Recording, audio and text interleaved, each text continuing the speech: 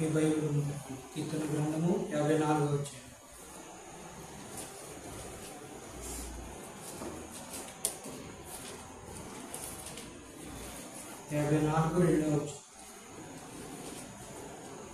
అందరం కలిసి చదువుతాం.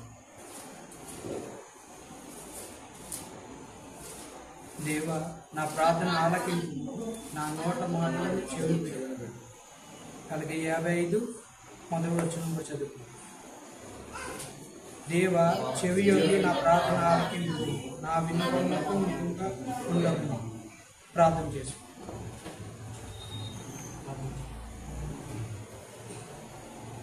ప్రేమానమ్మకంగా నా పరలోక తండ్రి, నీకు ఎంతో స్తుతులు స్తోత్రాలు. మీ ప్రేమను బట్టి మరి ప్రార్థన కొరకే వర్తమానం అందిస్తుగా కొన్ని క్షణాలు నీ ఆత్మ నీ సన్నిధి నీ నడిపింపులు దయచు.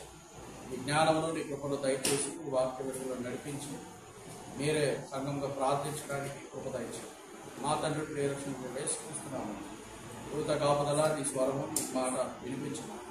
మా తండ్రి ప్రియరక్షణ వేసుక్రీస్తు నామ తండ్రి.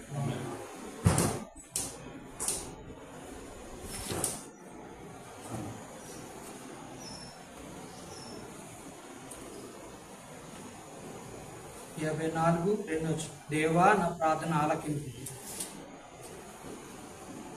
దేవుని ఏమని అడుగుతున్నాం? నా ప్రార్థన ఆలకింపు అంటే ఉదయమనే లేవగానే ఏం చేయాలి? ప్రార్థనతో ఆరంభించాలి. నా నోటి మాటలు చెవిని పెట్టుకున్నాం అంటే మనం చేసిన ప్రార్థనలన్నీ కూడా దేవుని అడుగుతున్నాం.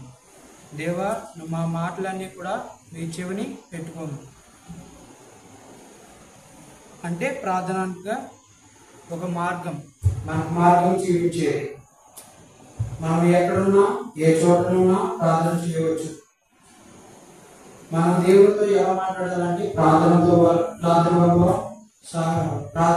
మనం మాటలు మాట్లాడతాం. దేవుడితో ఒక తల్లితో మాట్లాడినట్టుగా, ఒక స్నేహితుతో మాట్లాడినట్టు, ఒక తండ్రితో మాట్లాడినట్టు, కుటుంబ సభ్యులతో ఎలాగా దగ్గర హత్తుకుని ఎలాగైతే మాట్లాడతామో అలాగా దేవుడితో కూడా ప్రార్థన చేయాలి. అందుకే ఒక పత్రం ఉన్నాడు, prayer is nothing but acts. Acts అంటే ఏంటి? కార్యం, పని. ఏ ఫర్ ఎవల్యూషన్ అంటే హెచ్చించుట. సి ఫర్ కన్ఫెక్షన్, ఒప్పుకోరు, ప్రార్థనలు ఒప్పుకోవాలి. దేవా, ఆయన చేసిన పాపాలన్నీ కూడా అని ఒప్పుకోవాలి. అలాగే 3 థ్యాంక్స్ గివింగ్, అదే ఉదయం లేవగానే కృతజ్ఞత చెల్లించాలి. దేవా, వరకు కూడా ప్రార్థనతో ఎక్కువగా కాచి కాపాడు, ఈ దినమంతలో కూడా మీరే సాయం చేయమని ప్రార్థనలో ఒప్పుకోవాలి. అలాగే సర్ఫెక్షన్, విన్నపములు, మనకున్న సమస్యలు అన్ని కూడా దేవుడితో చెప్పుకోవడం.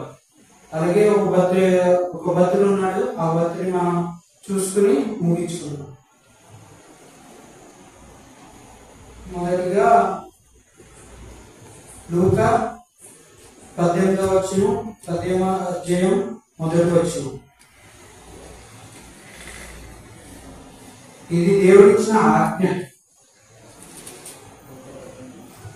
లూకా 18:1.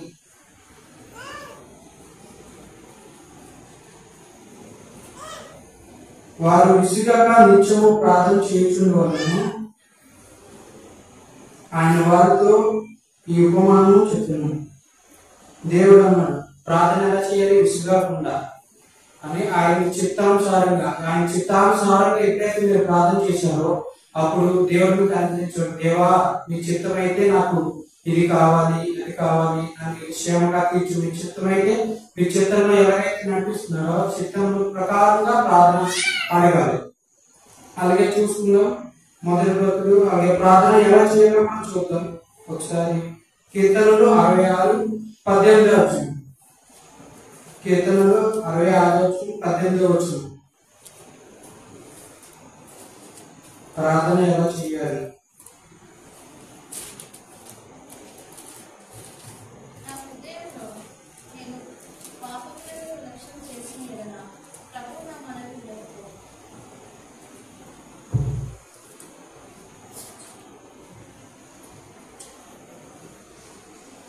నా హృదయంలో నేను పాపము లక్ష్యం చేసిన ప్రభు నా మనవి వినకపోవు. పాపం చేయడం చేస్తారనుకో దాని ప్రార్థన దేవుడు వినడంట. ఎలా చేయాలి? విసుగాకుండా. అలాగే ఇక్కడ ఆయనకు నేను మొరపెట్టి అప్పుడే నా నోట శ్రేష్టమైన తీర్పును ఉండేను. 17 వచ్చాయి. పాపం రక్షించాడు. పాపం ఎవరైతే చేసి ఉన్నారో వారి ప్రార్థనలు దేవుడు వినకపోవడంట. ఆ పాపం లేవి అన్ని కూడా ఒప్పుకొని ప్రార్థన చేస్తే దేవుడు మీ ప్రార్థన వింటాడంట. అలాగే బైబిల్లో కూడా ఎలా ప్రార్థన చేయకూడదు కూడా ఉన్నది. అలాగే చూద్దాం మత్తయి సువార్త 7వ అధ్యాయం 5వ వచనం.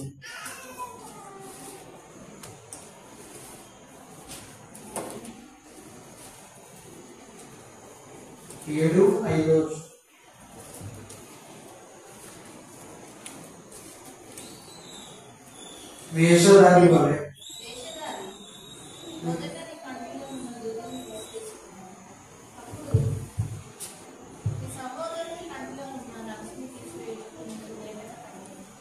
అలాగే ఎలా ప్రార్థన చేయకూడదు? వేషధారి వలె. ఒకరి గురించి ప్రార్థన చేసేటప్పుడు వారి గురించి స్పష్టంగా ఎవరి హృదయాల్లో కూడా ఏ పాపం లేకుండా, వేషధారణ ఏది లేకుండా, పాపం లేకుండా వారు ఎలాగా అలాగని